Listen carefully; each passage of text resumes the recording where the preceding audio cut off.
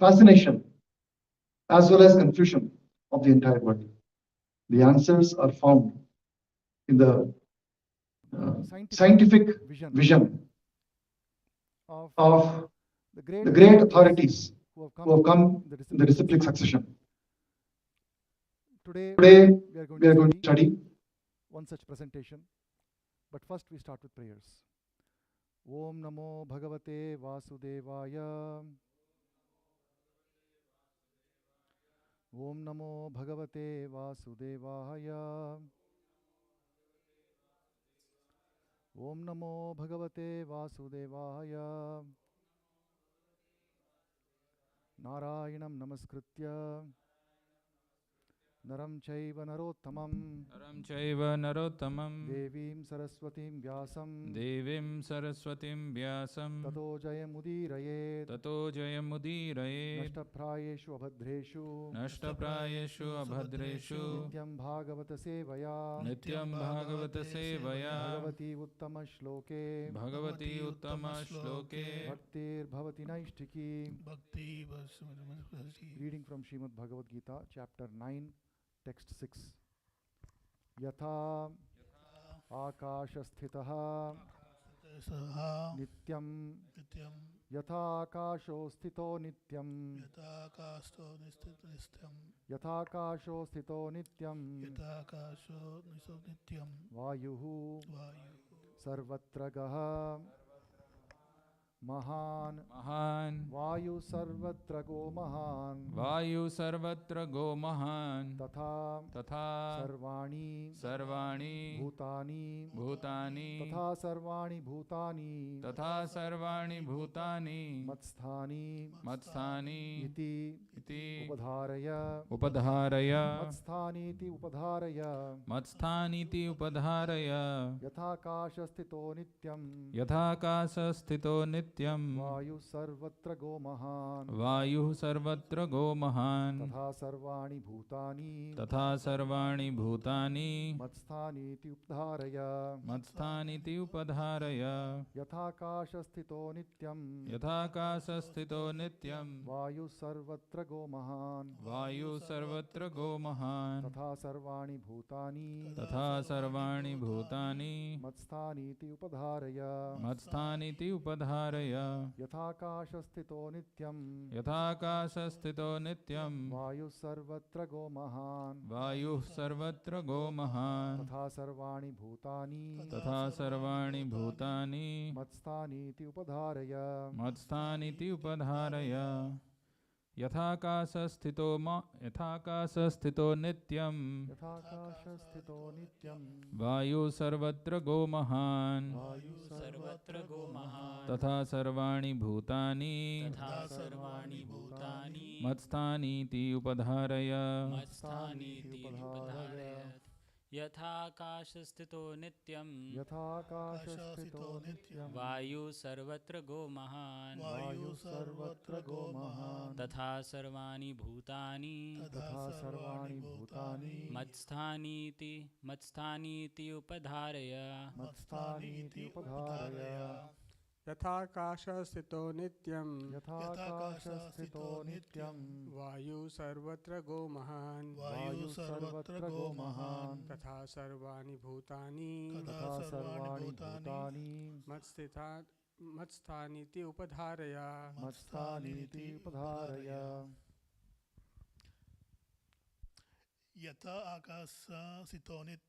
Yathakasha Sthito Nityam Vayu Sarvatra Go Mahan Tatha Sarva Bhutani Matsthani Iti Upadharaya Yathakasha Sthito Nityam Vayu Sarvatra Go Mahan Tatha Sarvani Bhutani Matsthani Iti Upadharaya Online.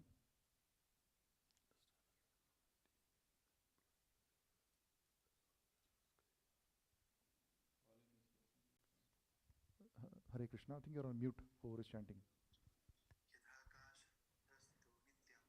यथाकाशस्थितो नित्यं वायुः सर्वत्र गो महान् तथा सर्वाणि भूतानि मत्स्थानीति उपधारय।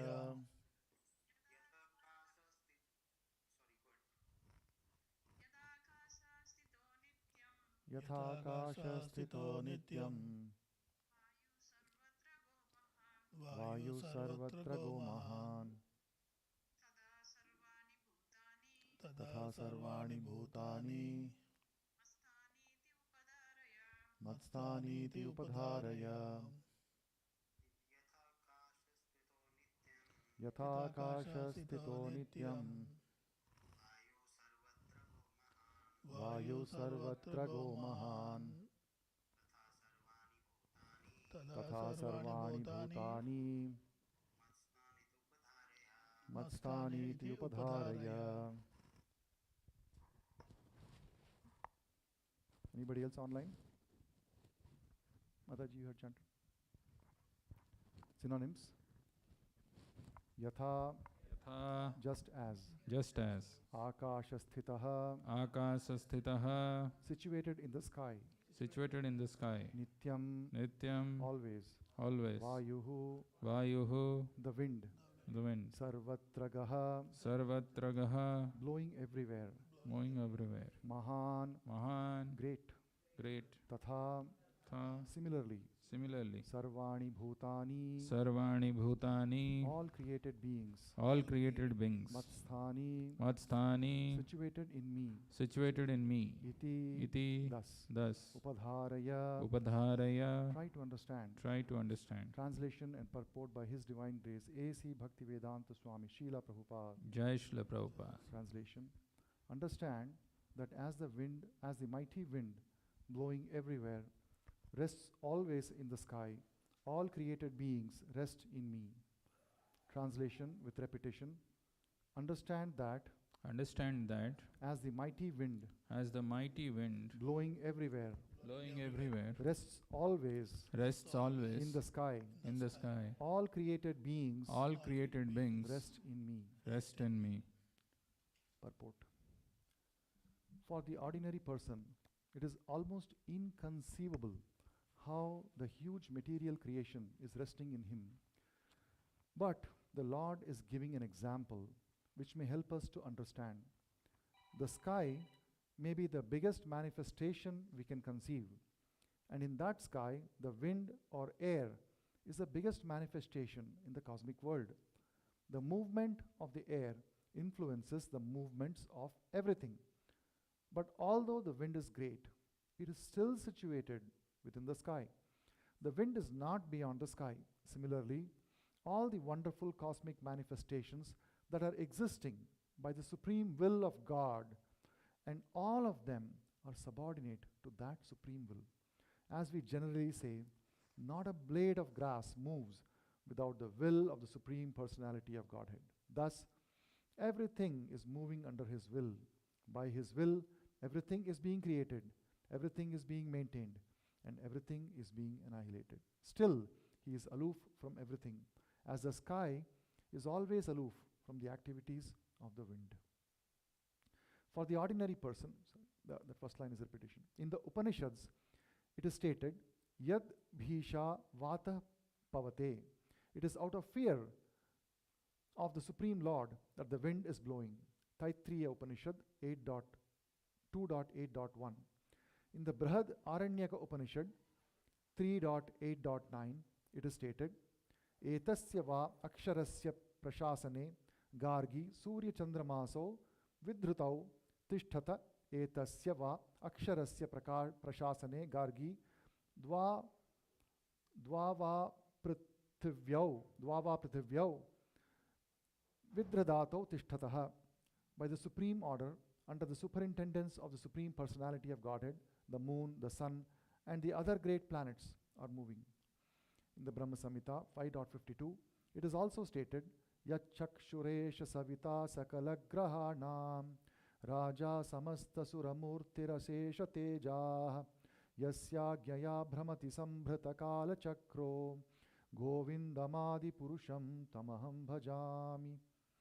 This is a description of the movement of the sun. It is said that the sun is considered to be one of the eyes of the Supreme Lord, and that it has immense potency to diffuse heat and light. Still, it is moving in its prescribed orbit by the order and the supreme will of Govinda. So, from the Vedic literature, we can find evidence that this material manifestation, which appears to us to be very wonderful and great, is under the complete control of the Supreme Personality of Godhead. This will be further explained in the later verses of this chapter. Thus ends the wonderful transcendental purport. Om Ajnanatimmirandhasya Jnananjana Shalakaya Chakshur Unmilitam Yena Tasmai Shri Gurave Namaha Nama Om Vishnupadaya Krishna Presthaya Bhutale Srimate Bhakti Vedanta Swamin Iti Namine Namaste Saraswate Deve Gauravani Pracharine Nirvishesha Shunyavadi Paschatya Deshatarine Jai Shri Krishna Chaitanya Prabhu Nityananda Shri Advaita Gadadhara Shivasadi Gaura Bhakta Vrinda Hare Krishna Krishna Krishna Hare Hare Hare Rama Rama Rama Hare Hare. Hare Krishna. It's a continuation of a wonderful series of verses in the 9th chapter of Bhagavad Gita. The 9th chapter is exactly in the middle of Bhagavad Gita. It is consisting of 18 chapters and consists of the most confidential Guhyatamam knowledge. So today in the 6th verse, it is said, Yathakasha sthito nityam vayu sarvatra go mahan tatha sarvani bhutani matsthani iti upadharaya. So something is described as mahan. So what is that mahan? Vayuhu. The Vayu or the wind is described as great, mighty wind. Mahan is mighty. And this wind has another quality, which is it blows everywhere. There is no stopping the wind. It can blow everywhere. But even that wind, which can go everywhere, still has a resting place. What is its resting place? Yathakasha sthito nityam. So nityam means always. It is not that when there is quiet season, very calm, that time it is situated in the sky. When there is a tornado, it goes out somewhere else. It goes into the earth or something. Not like that. So the entire time, all the time, the wind is always situated in the sky. Yatha akasha sthito nityam. Yatha akasha sthitaha is situated in the sky. So just as the mighty wind, although it can go everywhere, is situated in the sky. So that's an example which is being given, yatha. Then there is a tatha. So what is a tatha? This analogy is being used to describe the situation with respect to the created beings. Tatha sarvani bhutani, all the created beings. What about them? Matsthani iti. They're all situated in Krishna. Upadharaya, please try to understand. So Krishna is telling Arjuna, please try to understand that all the living entity, all the created beings are resting in me, just as the mighty wind blowing everywhere always rests in the sky. So we have already seen there are 2 verses prior to this where Krishna has said Matsthani Bhutani, and then the next verse immediately Krishna said Nacha Matsthani Bhutani. Now again he is saying Matsthani Sarva Bhutani, Sarvani Bhutani. So this is why the sequence of verses comes under a section of the 9th chapter, which is described as Achintya Bheda Abheda Tattva, or this science of simultaneous oneness and difference. So while the living entities are situated in Krishna, they are also not situated in Krishna. So we have already seen in the previous 2 verses what is this Achintya Bheda Abheda Tattva. How is it that the living entities are simultaneously situated in Krishna and at the same time not situated in Krishna? Now, as the Supreme Lord is giving a further analogy to understand, because it's a very difficult subject, for us it has been made simple by our Acharya, Srila Prabhupada, who has conveyed to us the obscure and almost forgotten philosophy expounded by Chaitanya Mahaprabhu as Achintya Bheda Abheda Tattva. Had it not been for our ability to access this knowledge, there was no way that any of us would have even dared to attempt to understand how this contradiction apparently exists in these two subsequent verses, 3 verses. So Krishna knows this very well, that these are appear to be contradictory. And so he's giving an analogy. Just as the wind, which is blowing everywhere, rests in the sky. So if you look at this analogy, there are 2 aspects to it. One is that the wind is contained within the sky. Wind does not escape, because sky is vast, it's unlimited. The entire space around us is called the sky. It is not just the atmosphere of the earth, as you might have studied in school. Here the word sky means the entire space, in the fabric of space in the universe is called the sky. So even though the wind blows everywhere, and yet somebody might have seen that, oh, no, wind is only on the earth. If you go outside, there is no wind. Actually, that is not true. You can see that there is, even scientific evidence shows that there is often solar flares that originate from the sun, and they go past the entire solar system. So there is actually a lot of wind that is blowing in the space also, as per the modern scientific calculation as well. So this wind that is blowing everywhere is contained within the sky, but at the same time, the sky, being subtler than the wind, does not mix with the wind. So the wind is subtler than earth, correct? Similarly, sky is subtler, or ether. It is subtler than the wind. So anything that is subtler, it does not mix with that which is grosser. We have studied before how the intelligence is subtler than the mind. Similarly, here the example is given that the sky is subtler than the wind, and therefore does not mix. So similarly, all the beings are resting in the energy of the Lord, but the Lord himself is aloof. So if you consider the current prevailing scientific thought on the concept of sky, the concept of living, non-living beings, the concept of the matter around us, and juxtapose that with the purport. Consider that along with the purport that we read today, that there is sun and the moon, and they are all under the control of the supreme will. The modern scientific belief is quite different, in the sense that for several decades the scientific community was trying to identify the cause behind the universe. What is the cause behind the solar system? Then they found out that, oh, the sun exploded, and from the sun all these pieces have come, and they are the planets. Then where is the sun coming from, and where is the galaxy coming from, etc. And they all pointed to one tiny infinitesimal particle, which according to their theory contained the entire mass of the universe, and more in fact. And at one time there was a big bang, and from this particle the entire universe as we see today has manifested, and the universe is rapidly undergoing a change, and another billion years from now, another 2 billion years from now, the universe will look very different according to the modern scientific theory. But then one question remained unanswered as to where is this particle coming from? That one particle from where the entire universe has come, where is that particle coming from? The answer to that, scientists said, oh, that particle was always there. But what do you mean by always? Before that, what was there? How long it was there? Oh no, there was no time at the time. There was no time. Time itself was created afterwards. So prior to that, when the particle was existing, before the Big Bang, there was no time. Time was manifested afterwards. So beyond that, that particle, what happened, where it came from, there were no answers. But they themselves were not satisfied, and they kept researching. And about 10 years back, there was one great physicist, a theoretical physicist. See if you can recognize this photograph. Does anybody recognize? Maybe a little obscure for us. But he is very famous among the circles of theoretical physicists. He came up with a groundbreaking idea. He said, nothing can create something all the time.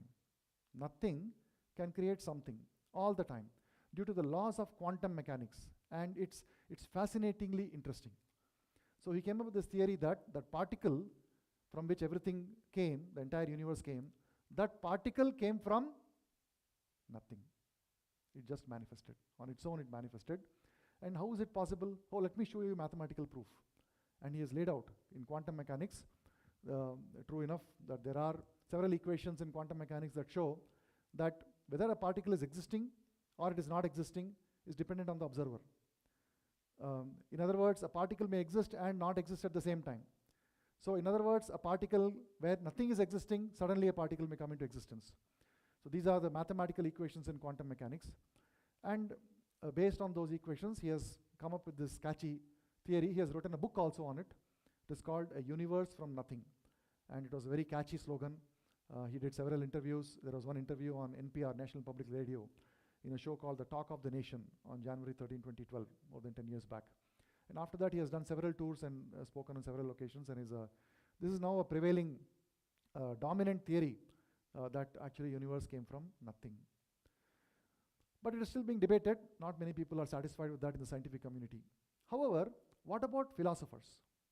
You may think that the scientists are like that. Philosophers will be slightly more intelligent. There is one philosopher who is very well known in the current contemporary philosopher. Some of you may recognize this person.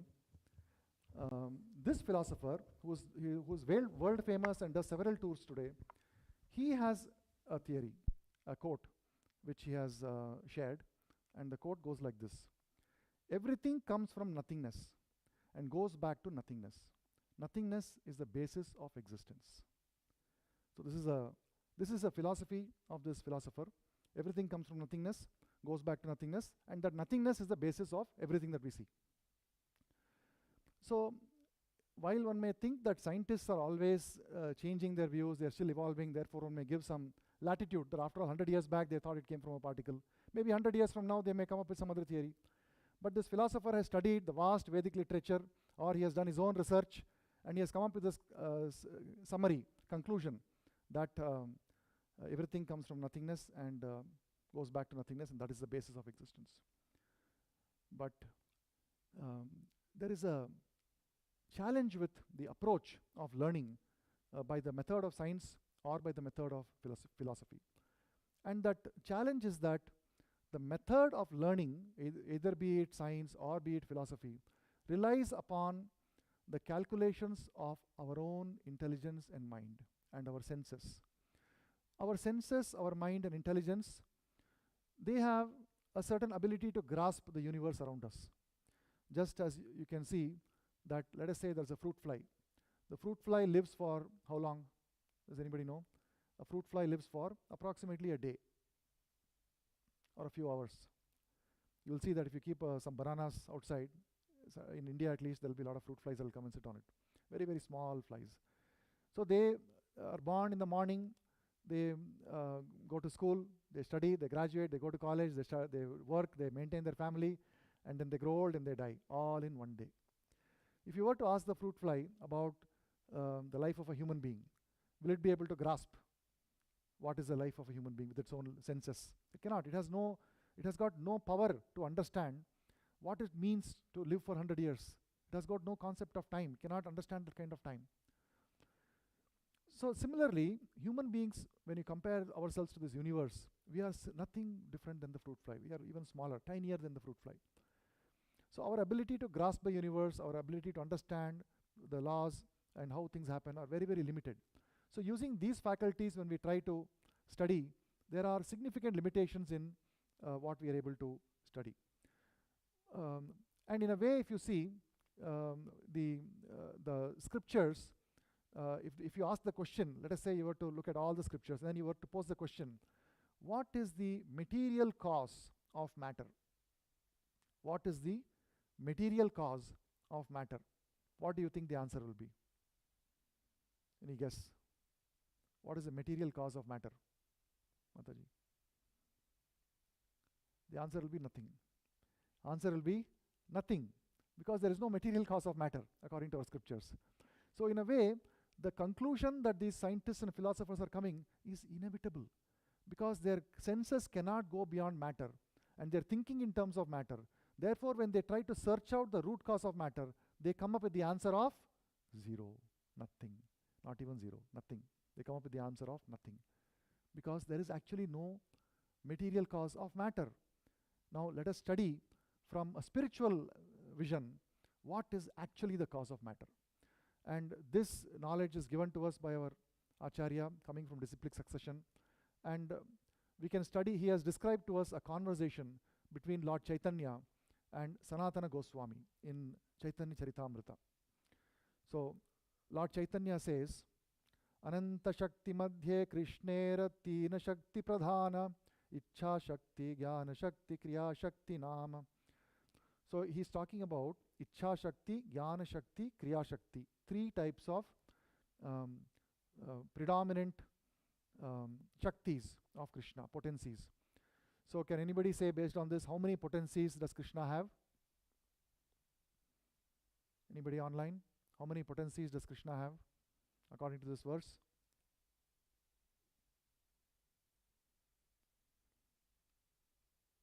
Anybody here would like to guess?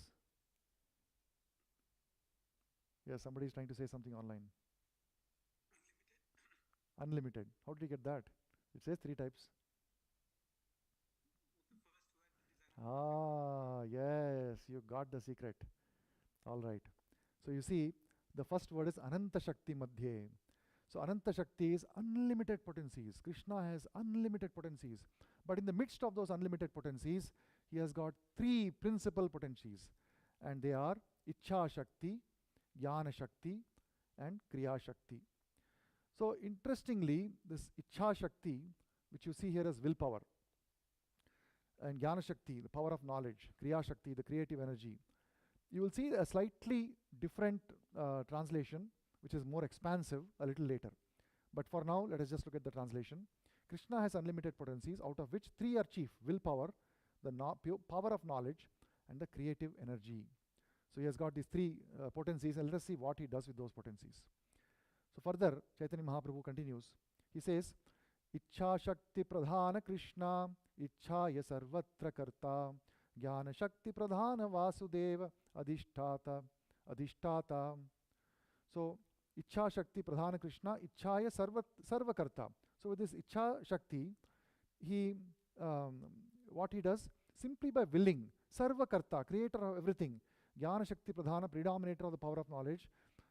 So, in the process of creation, so using Ichha Shakti, simply by willing, he does all his creations. But in the process of creation, knowledge is also required. And that knowledge is manifested in the form of Vasudeva, is drawn from Vasudeva. The predominator of the willing potency is Lord Krishna. For by his supreme will, everything comes into existence. In willing, there is a need for knowledge, and that knowledge is expressed through Vasudeva, which is an expansion. Vasudeva is an expansion of the Supreme Lord. And then he continues, Ichha Jnana Kriya Vina Nahayashrajana Teenera Teena Shakti Meli Prapancha Rachana. Ichha Jnana Kriya Vina Nahayashrajana. That is, without the combination of Ichha, Jnana and Kriya, Srijana or creation is not possible. Nahaya. Teenera Teena Shakti Meli Prapancha Rachana. When these three potencies combine, the entire cosmic manifestation manifests. Now here, Ichha, Jnana, Kriya. It is translated slightly differently. The Ichha part is translated as thinking, feeling and willing. Previously you saw that Ichha Shakti was translated as willpower. And here it is a little expanded. Thinking, feeling and willing. This is extremely important because behind the willpower there is a feeling. So we need to understand this. Extremely important that Ichha Shakti is not simply willing, it is willing combined with thinking and feeling. So thinking, feeling and willing, they all combine, all three factors are combined into one thing called Ichha Shakti. And then by that Ichha Shakti combined with Jnana Shakti and Kriya Shakti, what happens? The creation comes about. There is no possibility of creation without thinking, feeling, willing, knowledge and activity. The combination of supreme will, knowledge and action brings about the cosmic manifestation. Further, Lord Chaitanya continues, Kriya Shakti Pradhana Sankarshana Balarama Prakrita Prakrita Prakrita Srishti Karena Nirmana. So Kriya Shakti Pradhana Sankarshana Balarama. So we saw earlier that Ichha Shakti Pradhana was Krishna and Jnana Shakti Pradhana was Vasudeva. Now Kriya Shakti Pradhana is being given as Sankarshana or Balarama. So Sankarshana or Balarama is a person who is actually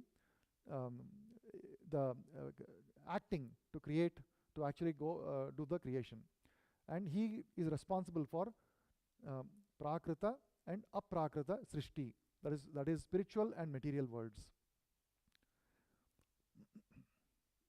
Lord Sankarshana is Balarama. Being the predominator of creative energy, he creates both material and the spiritual world.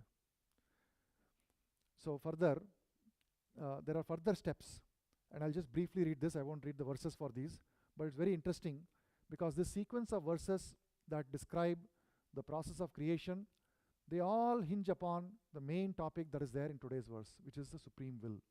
If you remember the purport that we saw today, the purport says, by the will of the Lord, everything happens. Without the will of the Lord, not even a blade of grass can move. The sun and the moon are moving by the will of the Lord. And the sun particularly moves around its Kala Chakra, on the wheel, the chariot of the wheel of time, simply by the will of the Supreme Lord. So this will of the Supreme Lord is expressed in these verses, is explained by Chaitanya Mahaprabhu to Sanatana Goswami. So Chaitanya Mahaprabhu continues, that original Sankarshana, Lord Balarama, is the cause of both the material and the spiritual creation. He is the predominating deity of egotism, and by the will of Krishna and the power of the spiritual energy, he creates a spiritual world, which consists of the planet Goloka Vrindavana and the Vaikuntha planets. So the original Sankarshana or Lord Balarama is what he is doing by the will of Krishna. So it is not his will, it is the Krishna's will. So the person who is willing, so if you see, this is why we should understand the hierarchy or the original power. Although Lord Balarama or Sankarshana, Vasudeva and Krishna are non-different, and yet there is an original personality of Godhead who is expressing thinking, feeling and willing, Ichha. And he is directing, he is saying, I want this, this is my will. And then the knowledge to do that is drawn from his own expansion in the form of Vasudeva, and the creative potency is drawn in the form of Sankarshana. So Sankarshana is taking both the willpower, the Ichha Shakti and the Jnana Shakti, and infusing his own Kriya Shakti and creating the spiritual planets. Of course, Prabhupada explains that when it comes to the spiritual world, the word creation is not the right term, because spiritual world is considered to be eternal. And yet, Prabhupada explains that the spiritual world exists by the supreme will of the Lord and by the creative potency of Lord Sankarshana or Balarama. So then Lord Chaitanya continues. He says, although there is no creation as far as the spiritual world is concerned, the spiritual world is nonetheless manifested by the supreme will of Sankarshana. The supreme world is the abode of the pastimes of eternal spiritual energy. And then there are there's a quotation from Brahma Samhita. Gokula, the supreme abode and the planet, appears like a lotus flower that has 1,000 petals. The whole of that lotus is the abode of the Supreme Lord Krishna. This lotus-shaped supreme abode is created by the will of Lord Ananta. And then he continues to say, by the agency of the material energy, this same Lord Sankarshana creates all the universes. The dull material energy, known in modern language as nature, is not the cause of the material universe. So very strong statement that is being said 500 years back. And if you see the actual quotation, actual verse in Chaitanya Charitamrita, Madhya Leela, that exact verse 20.259, the actual verse is actually saying that it is not the cause, the dull matter is not the cause of the material universe. So while we may think that there are modern scientists have come a long way to predict, to say that there is this matter is a cause of matter, or that the particle was a cause of everything that we see. Such theories were existing for a long time. And that is why Chaitanya Mahaprabhu is very specifically saying that please don't be under the impression that matter is coming from matter. So Chaitanya Mahaprabhu continues, he says, without the Supreme Personality of Godhead's energy, dull matter cannot create the cosmic manifestation. Its power does not arise from the material energy itself, but is endowed by Sankarshana. Dull matter alone cannot create anything. The material energy produces the creation by the power of Supreme Personality of Godhead. Iron itself has no power to burn, but when iron is placed in fire, it is empowered to burn. So even there is another example that is given in the purports. This material body that we all identify with, this body is growing only because of the presence of the spirit soul. Because the spirit is present in the body, therefore it is going through the sixth transformation. It is growing, it is born, it comes into existence, and then there is because of the soul it grows. And all the transformation, the animation that you see of the body is all happening because of the spirit. And it is happening because of both the atomic spirit soul as well as the sanction of the supreme will of the Lord. So even from our own personal experience, we can see that the matter by itself does not animate our body. When somebody passes away, the same body which was so animated and having such warm, affectionate discussions, conversations and interactions, just a minute before passing away, within 1 minute that body becomes lifeless and that body is burnt to ashes. So that body, that matter, without the presence of the spirit soul, is nothing but dull matter. And the dull matter has no power to create anything else. It is only the spirit that is responsible for creation and animation of the matter that we see around us. So there is a quotation from Srimad Bhagavatam. Balarama and Krishna are the original, efficient and material causes of the material world.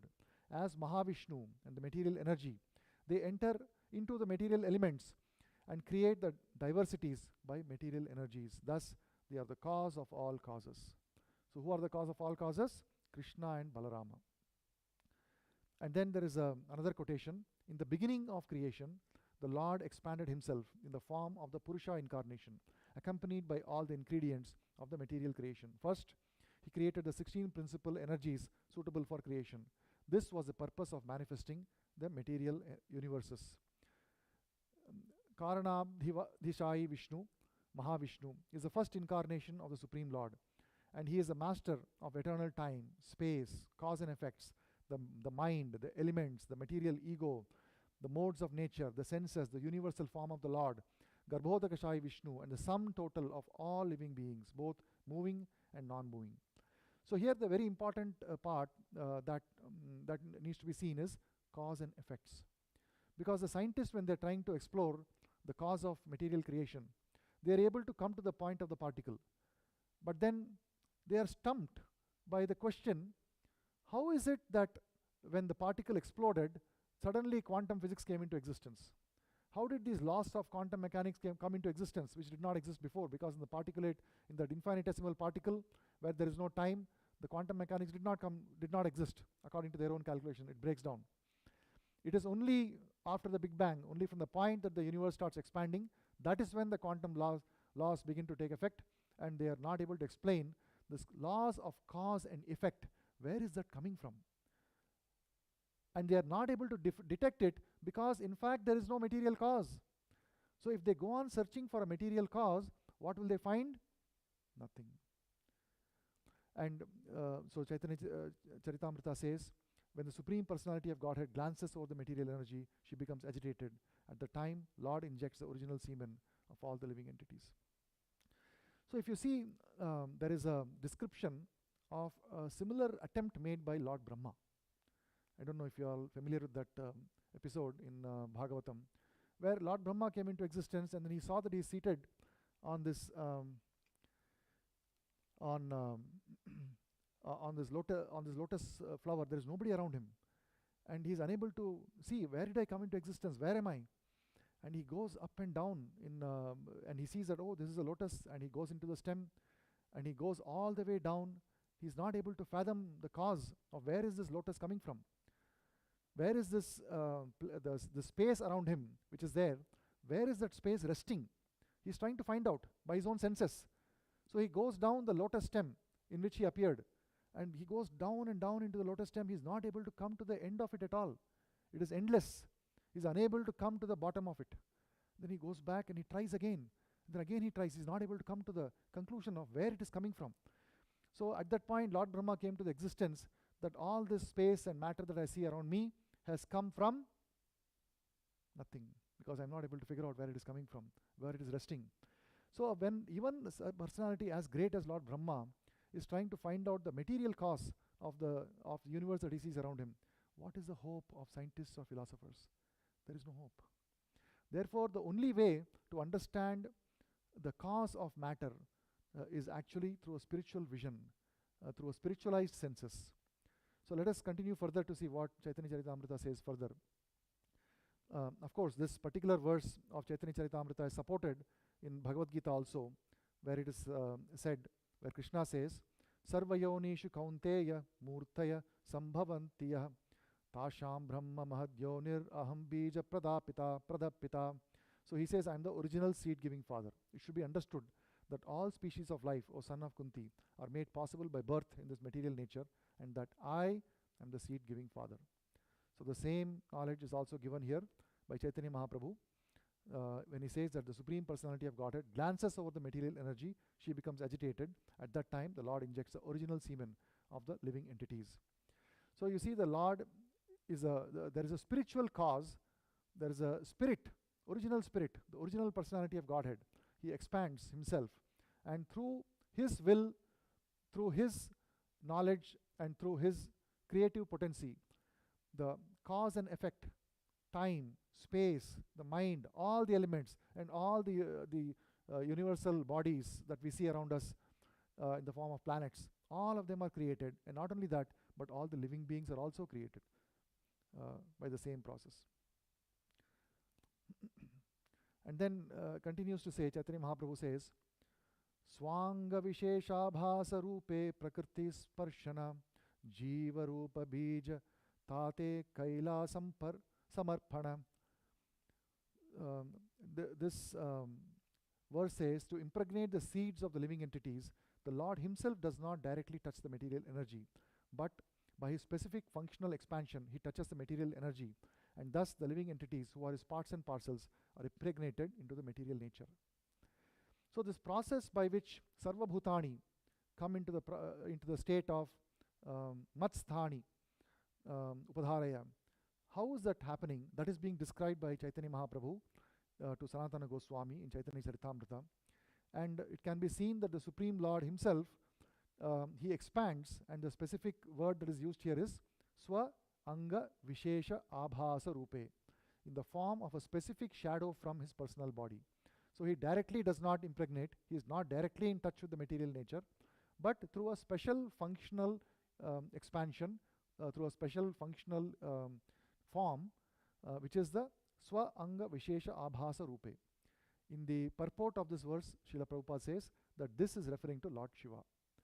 So Lord Vishnu is transformed into Lord Shiva for this particular purpose, and in the form of Lord Shiva, he is playing the role of the father of this material universe, and material nature, or Durga is playing the role of the mother. So Lord Shiva and Goddess Durga are worshipped in this material world as the immediate cause, mother and father of this universe. But of course, behind that there is a supreme will, and there is a willpower, the knowledge power, and the creative power, potency of the Supreme Lord in the form of Krishna, Vasudeva, and Sankarshana. And then Sankarshana incarnates as Mahavishnu, then subsequently as Garbhodakashai Vishnu, and through that all these of course Mahavishnu through this Swanga Visheshabhasa Rupe, he impregnates material nature. So this is a process by which Matsthani Upadharaya is happening, And because the scientists and philosophers are looking for a material cause, they're unable to find. Actually, the cause is not material. So if you see this spiritual vision, now you saw the quotations of the scientist, you saw the quotation of philosopher. What is the quotation of a devotee? So the pure devotee Srila Prabhupada says, the Supreme Personality of Godhead is called the Supreme Will. This is there in the Srimad Bhagavatam purport. It's a very dramatic statement. The Supreme Personality of Godhead is called the Supreme Will. Not just that he has a Supreme Will. He is called the Supreme Will. It's a very striking statement. I had not expected to see this, but when I saw this, it really struck me that Supreme Personality of Godhead is called the Supreme Will. It is by the Supreme Will that everything is happening. It is said, therefore, that not a blade of grass moves without the Supreme Will. Srimad Bhagavatam 4.6.45 purport. So in today's purport also, this exact sentence is there. It is said, therefore, that not a blade of grass moves without the Supreme Will. So the Supreme Will, see, if you substitute, like let us say, because I have a mathematician inside me, in this sentence, it is said, therefore, that not a blade of grass moves without the Supreme Will. If you substitute Supreme Will with Krishna, because it is said that Supreme Personality of Godhead is called Supreme Will. They are both the same. Therefore, if you say, not a blade of grass moves without Krishna, it is the same. Sentence remains the same. So the Supreme Will is acting upon everything that we see around us. It is acting upon us. It is acting also upon the life of a devotee. It is also acting upon the life of a non-devotee. It is acting upon the life of an animal, non-living plants, fishes, everybody. But how do we understand how it acts upon us, and how do we consider that in our life? So Krishna says, first thing to understand is, Krishna says in Bhagavad Gita, Ye yatha mam prapadyante tam sateva bhajamyaham. So we've all read this, that as you surrender, I shall reciprocate accordingly. But what is the next line after that? Anybody knows the next line? Anybody online? What is the next line after Ye yatha mam prapadyante tam sateva bhajamyaham?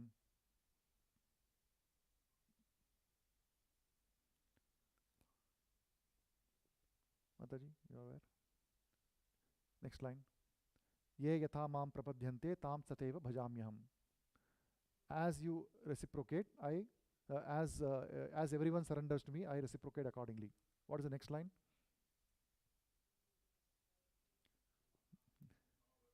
Mama varthamanu anuvartante manushya partha sarvashaha. So what does this mean? Everyone follows my path in all circumstances. So in everyone, does it include only devotees? Only devotees are following Krishna's path? No. Everyone follows Krishna's path in all circumstances. So what this means is, Krishna's Supreme Will is actually acting upon everyone. Whether they like it or not, whether they are aware or not, whether we all accept or not, we are actually following the path of Krishna. But he expresses his will upon us in two ways. For a person who is willingly wishes to act as per the will of the Lord, there is one way in which it acts. And for a person who wants to disregard or does not want to consider that there is such a thing as a Supreme Will, or thinks that the universal cause, the cause behind the universe is nothing, and therefore there is no need to consider a Supreme Will or Supreme Personality of Godhead or any spiritual realm for that matter. For such a person, the Supreme Will acts in a different way. So what is the difference between the two? One is the Supreme Will acts for a devotee through the internal energy of the Lord, and for a non-devotee it acts through the external energy of the Lord.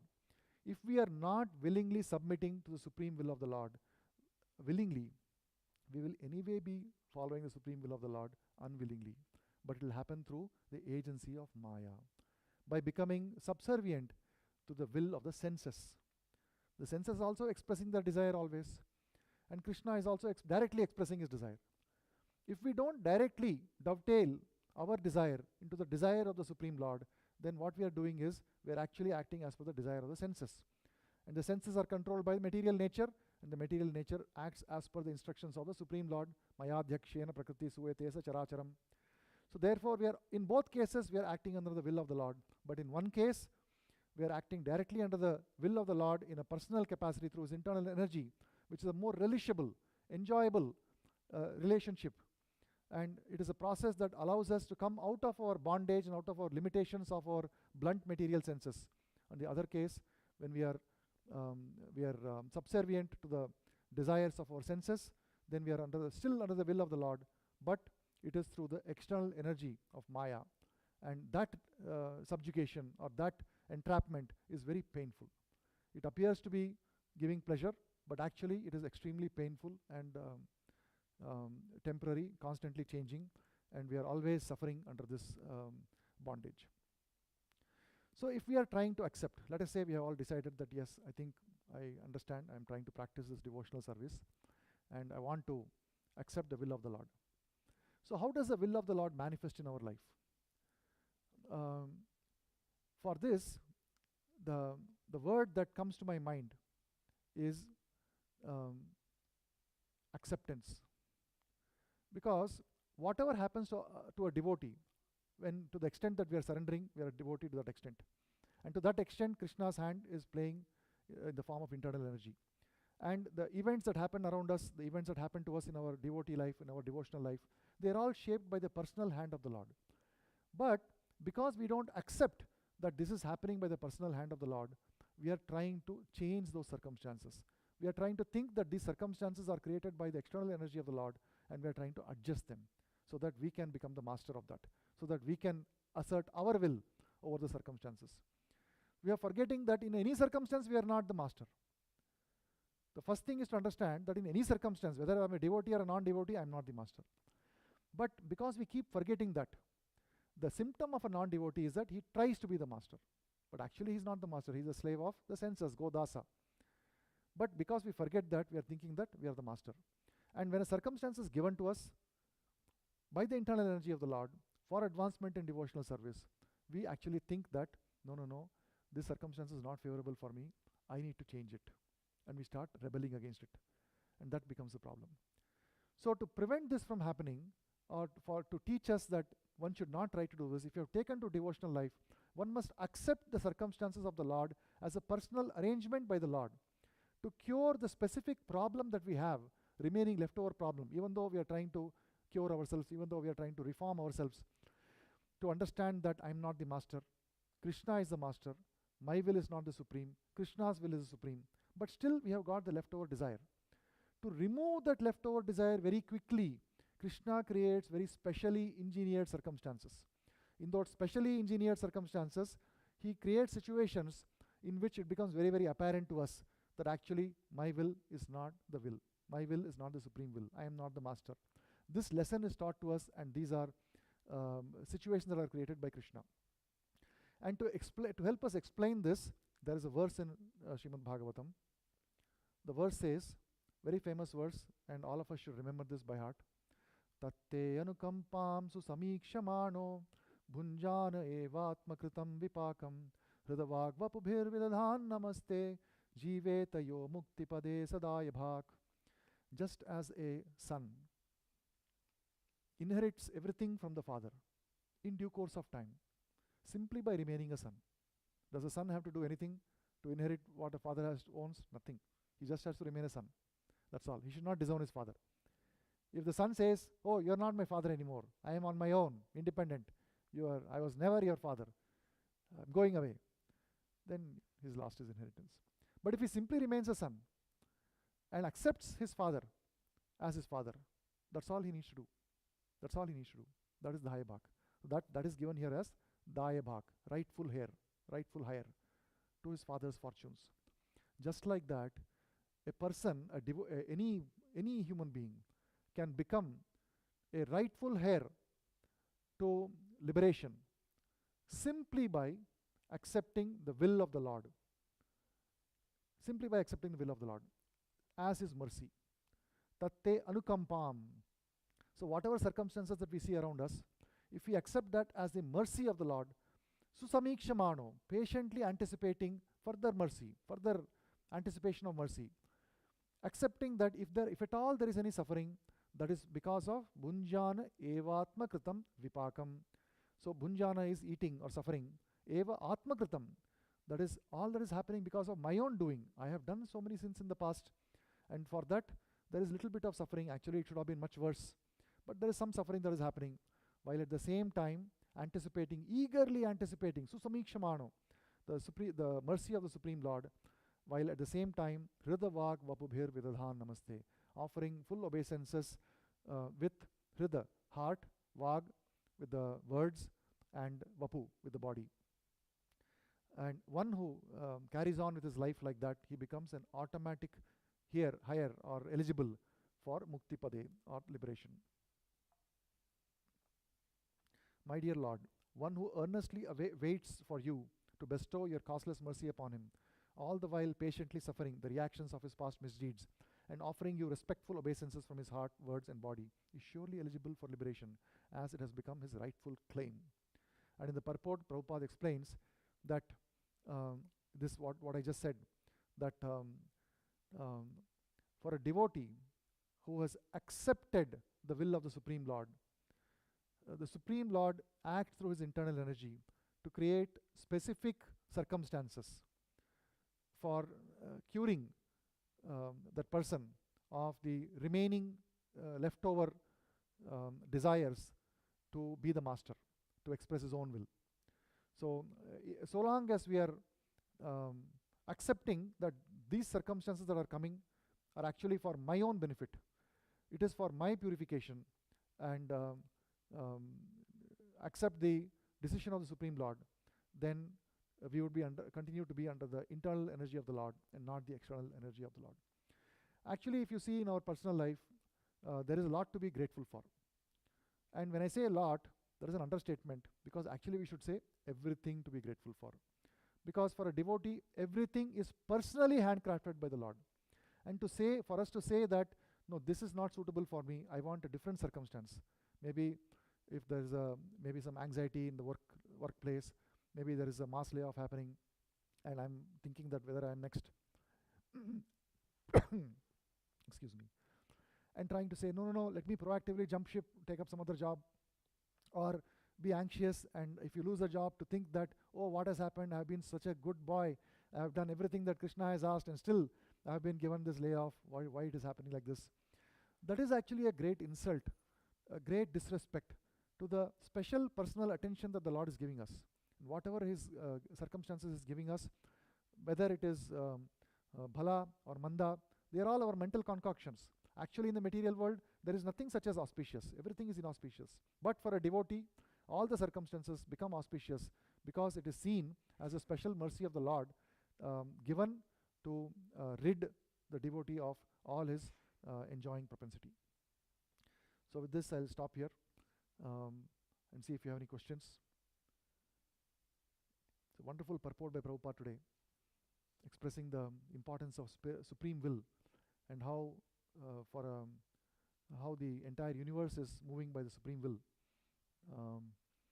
And there are several verses in Chaitanya Charitamrita and Srimad Bhagavatam that explain how a devotee must accept the supreme will within the life to stay within the internal energy and not get caught in the trap of the external energy.